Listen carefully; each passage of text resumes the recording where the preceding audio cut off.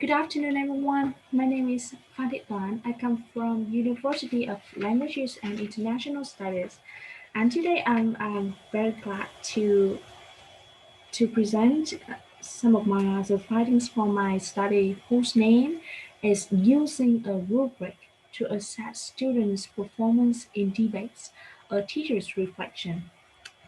And my presentation covers four main parts: the introduction, methodology, findings, and conclusion and recommendation. Let's get started with the introduction. First, I would like to talk about to talk about something about the purposes of this study. Um, and my main objective in this study is to look at how the rubric support supports the teachers in their assessment of the students' performance in their debates. And the debate is kind of a very popular activity among teachers and students. When asked about how they like the activities, most of the time they feedback, they give very positive feedback, and they want to keep this activity in the a lot many years to come. Therefore, I would like to see how we can make the assessment more meaningful, and how we can improve the rubric so that the teachers can have some ease in grading the students in their performance of the debate. And therefore I I conducted this study so that I get the information about this and help the maybe give some recommendations for the designers of of the rubric to about some factors that they should consider before they put the rubric into practice. All right, and let me give you some information about the debate itself. And this is a kind of an assignment in the listening speaking course, academic for academic purposes, and the students will work in two teams of 4 to 5 members. The topic for the debate was assigned at the beginning of the course, and the students are expected to deliver a debate which is about 45 minutes long in the class. But before that, they are supposed to do thorough research on the topic to build and develop their arguments before the date of the debate. The course lasts for 15 weeks, and they are expected to uh, perform in the class from week 13 to week 15. So in general, the students will have, each team will have around 12 weeks to prepare for the assignment. Now let's look at the rubric. It is kind of an analytic, an analytic rubric, and it has 10 criteria: quality of arguments, rebuttal, organization, language use, transition, style, persuasive appeals, audio-visual support, nonverbal behavior, and professional attire and timing. And each criterion or is ranked from 1 to 5, with number 5 is the best performance that the students are expected to have in the debate. Now let's look at the participants of the study. There are 11 teachers who are in charge of the courses, and then the number is not very large. Therefore, I invited all of them to to attend in the study so that I can get as much information as possible. And all the teachers work in Division 2, Faculty of English Language Teacher Education, and their ages range from 26 to 47. which leads to the um, range of experience as well. Some of them have very had a lot of experience teaching debate and listening speaking skills for academic purposes. Now, about more than 10 years, but some of them are quite young and they have only 2 years of experience. Therefore, they will have like different difficulties and different expectations from the debate or from the rubric as well, right?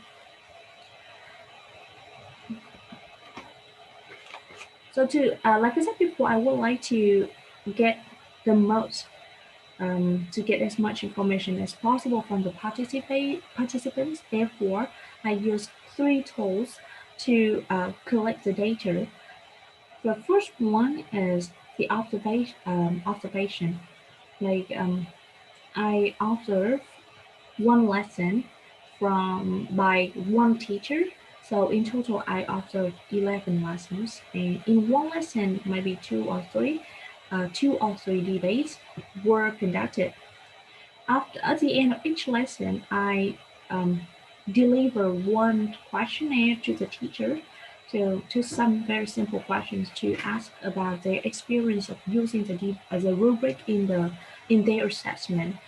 Mm, it took them only 2 or 3 minutes to finish the multiple questions in the questionnaire. So it's not a kind of a difficult thing to do.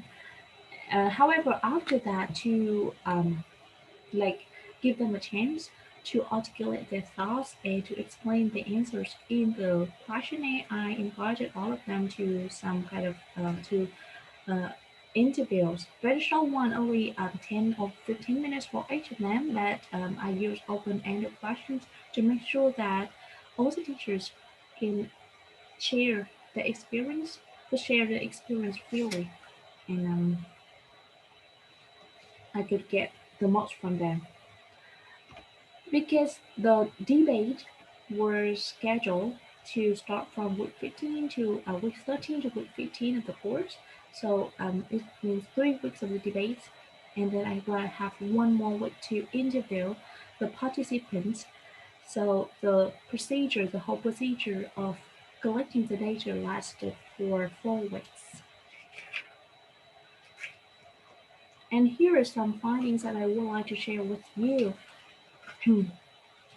Before I talk about the teachers sharing about how the rubric support them in grading the students, I would like to talk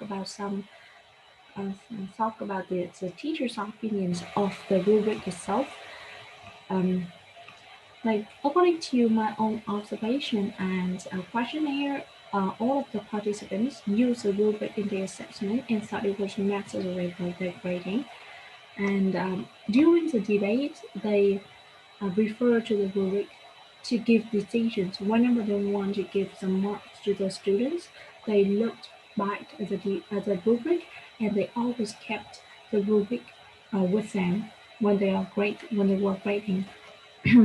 However, all of them also admitted to have some problems with using the rubric, and I'm going to discuss these problems later. Now let's talk about the opinions of the rubric. Um, I asked them about how they thought of the rubric's relevance, focus, and clarity, and they they seem to think they gave a very like positive feedback for the relevance. So most of them think that the rubric was very relevant to the assignment, the debate, and the course content as well. Um, it included the strategies and the skills that are needed in a debate, and that are most of them were covered in the course. However, the feedback for the other two criteria, the focus and the clarity of the rubric, was not very positive. Like they just get for 3.2. The focus got 3.2 out of 5, and the clarity trained 2.9 out of 5. Um, like some of the teachers thought that the rubric didn't really focus on the main skills or the target strategies that the course expects the student to achieve at the end of the course. And the how the ranks are differentiated was also a question for the teachers because sometimes they thought that the descriptions or the instructions of the debate were a little bit vague and they didn't know how to distinguish between, for example, rank 4 and rank 5 of one criteria. Okay. Now let's look at the benefits of the rubric in like supporting the teachers to grade the students in the debates. So here I suggested the teacher suggested six of the benefits. The first one, which all of them all of them got from the rubric, was that the rubric gave them a standard to follow. Like they gave a clear idea of what was the like target or the excellent performance that the students were expected to achieve to perform in the debate. And the second benefit, and all of them also experienced this, was that the debate helped them, sorry, the rubric helps them to plan the assessment. Like it means that the rubric did give them a guide of what to look at during the grading, like what factors and how they can be assessed. The third one, which eight of them had some got some benefits from, was that the rubric helped them to plan the teaching activities, like they base on the rubric to design some kind of activities so that the students could achieve a better outcome at the end of the course in the performance in the assignment with the assignment. And six of them experience the benefits with giving feedback. Like some of them didn't have enough time to give feedback in the class, but when they uh, did give the feedback, they could use the notes, the descriptions of the rubric as the notes and use them to explain the grade to the students. And therefore, all of these help them save time, like by from taking notes and like distinguishing the between the performances of the students. And six of them experience the benefits of time saving. And the last one, all of them thought that the assessment with the use of rubric were um, more transparent and fair because the students knew exactly what they were evaluated on and how. Okay? So they did not like they did not have to base on some kind of their own experience or feelings in the debate to give grades to the students, right? And here are some more comments that the teachers gave during the interview about their experience, their good experience with the rubric. Save time based on rubric and gave them explanations. Um, discussed with the students, and the student had quite clear idea of how they would be expected to perform in the debates, for example. However, however, the teachers also experience a lot of problems in using the rubric in following the instruction in the rubric, even though the rubric, according to the teachers, was really essential for them. Really essential for them. They have some problem with the how with the ranks. Like eight of them has a problem with the rank number one here, because like they don't know how to differentiate like I said before, distinguish between rank 4 and rank 5, for example, because the descriptions, according to some of them, were quite vague and unclear. And 10 of them had some difficulties to look at all the criteria in only one performance. So only one didn't have this problem, but 10 of them had this problem. And 7 of them thought that they were not very confident with their innovator responsibility, um, innovator like the reliability, innovator reliability. Sometimes they just thought that they interpreted the descriptions or the instructions from the debate differently in different situations or different points of time. So they were not really confident of their grading. 6 of them had some difficulties with the unexpected performances. Um, the explanation they gave for this was that sometimes the students had some kind of a flexible way to conduct the debate, and they had some new elements in their performance. However, the rubric didn't cover that. Therefore, the teachers didn't know how to give bonus points or mark the students, grade the students with the creativity they brought into the debate. And each of them experienced with the problem number 5, which was the according to them, was that some strategies covered in the debate were out of the course scope.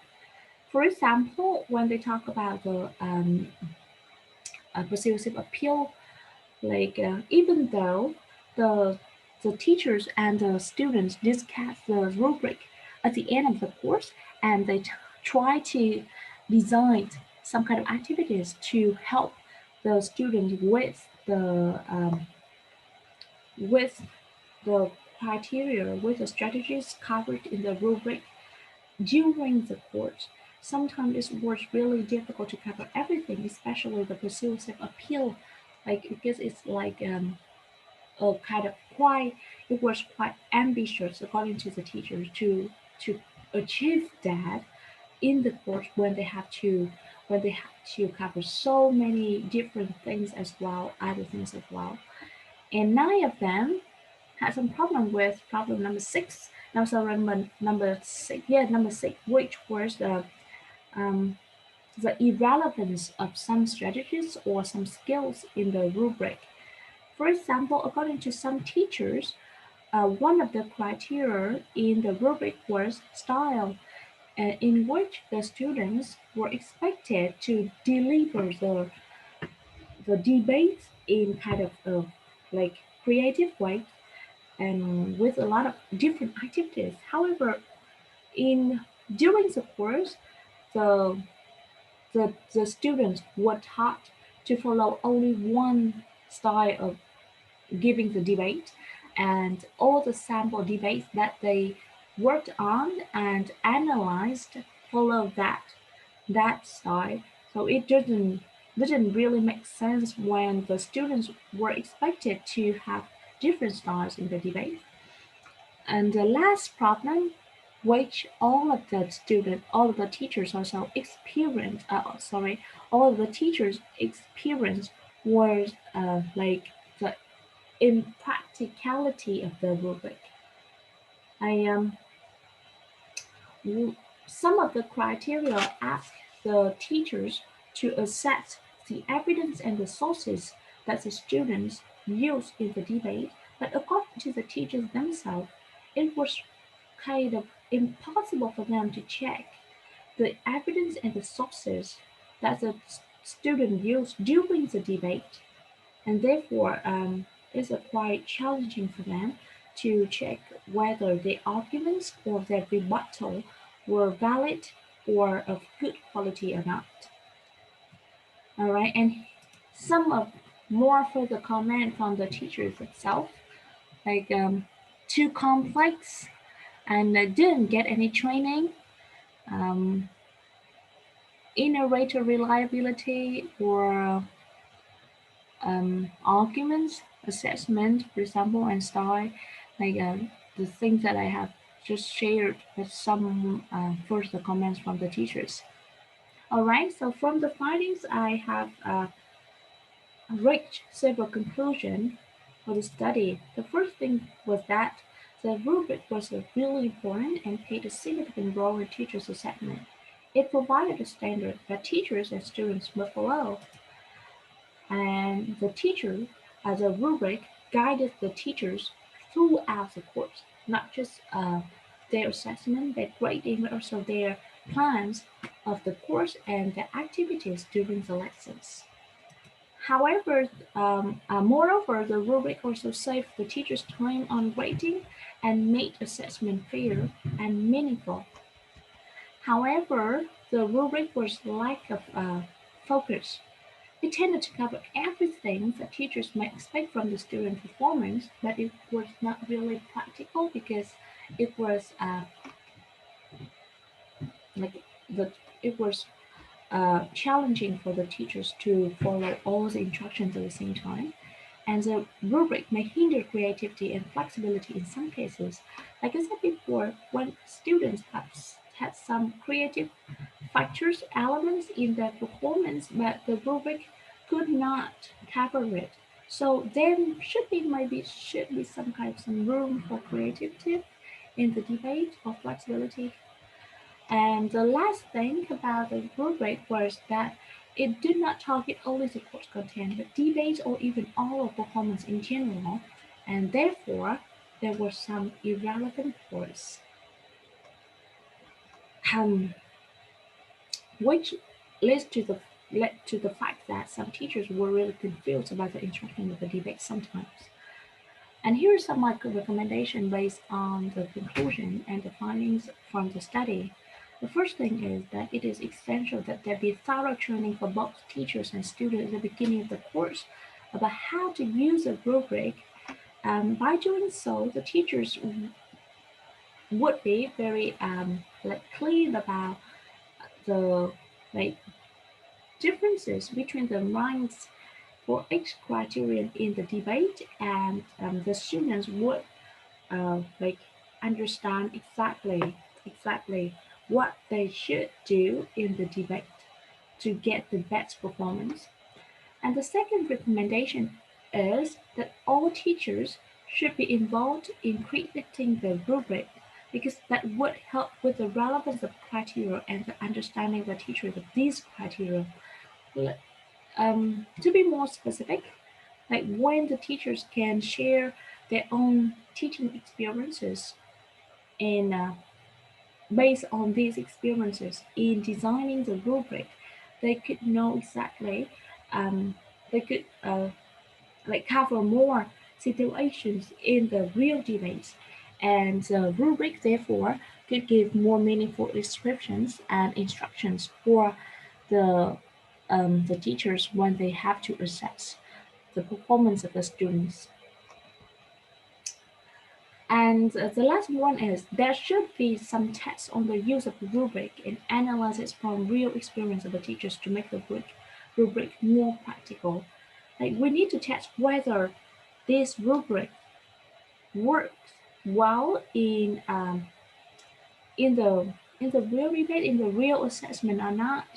Sometimes we just expect something, but the expectations seem to be too high for the teachers um, to reach. Therefore, they the that can make the rubric less impractical as expected. Therefore, we should have some kind of test, and then let the teachers give feedback on the use of rubric after the test, and have some improvement of the rubric to help the teachers more.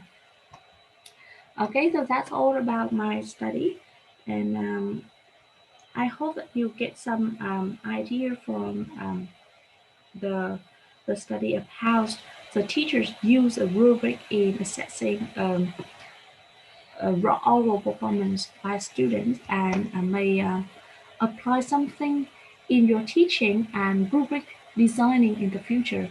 And here's a list of references. Thank you very much for your attention.